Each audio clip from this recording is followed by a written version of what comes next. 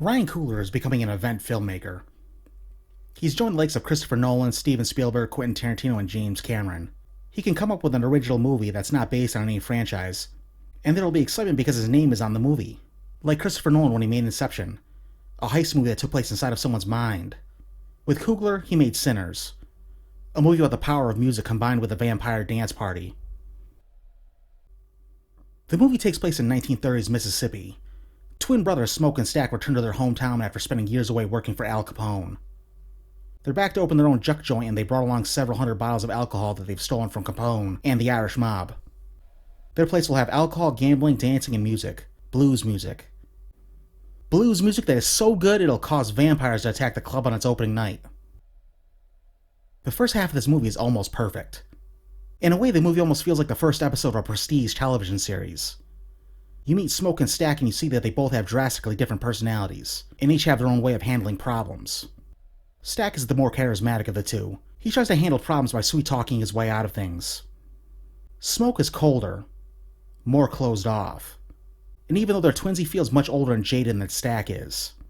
He's also more prone to violence, ready to pull his gun out at a moment's notice. It's an incredible dual performance by Michael B. Jordan. The brothers buy an old sawmill from a Klan member and plan to open it that same day. You see Smoke and Stack going along recruiting people to work their club, including the twins' cousin Sammy, an aspiring musician. The actor who played Sammy was great. If he isn't a musician in real life, then he needs to become one immediately. He's got an incredible voice. You meet the rest of the cast as Smoke and Stack continue to recruit workers. You get Delroy Lindo as musician Delta Slim.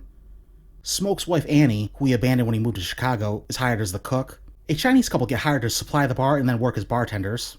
They hire a field worker named Cornbread as the bouncer, and Haley Steinfeld plays Mary, Stack's ex who he left behind when he went to Chicago. She resents him for leaving her behind, but she still loves him and is a stage 5 clinger.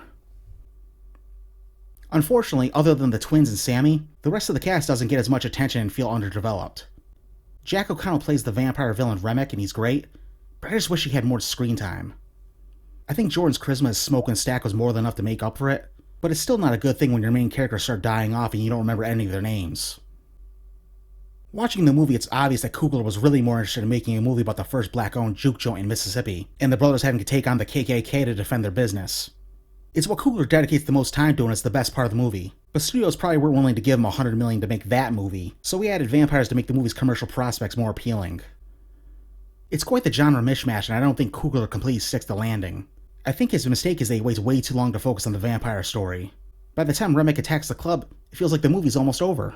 Even then, he spends most of his time outside dancing. The vampire portion of the movie just doesn't feel as fleshed out. You might be wondering why the vampires decided to attack the juke joint in the first place. Well, it turns out Sammy's guitar playing is so good that spirits from the past and the future show up at the club to dance and listen to him play. It's Sammy's apparent supernatural power, which really isn't elaborated on, is what draws Remick to the twins' new club. Despite the movie being rated R, the movie has a surprising low amount of blood and gore. Nearly everyone who gets turned into a vampire gets turned off screen, and then they all become dancing extras while the characters inside the bar try and figure out what to do. When they finally do attack, they get defeated like 5 minutes later. The vampire plot feels like untapped potential. In one scene early on, Coogler introduces a group of Indian vampire hunters hunting Remick. I thought for sure we were going to see them show up again at the end, explain what vampires are and how to beat them. But you don't see them again, and Smoke's wife really knows everything about vampires already, so why bother introducing them? After the vampires, the movie includes a scene of Smoke taking on the KKK, and then there's a scene that plays into the middle of the credits. Both felt unneeded in my opinion and made the film begin to drag. I think it would have been better if the movie ended when the sun came up. To conclude, I think the movie could have improved by focusing more on the supernatural parts of the story, but as it is, Sinners is damn good and an entertaining movie. It's unique and the first 75% of the movie feels special while you're watching it. Go see it.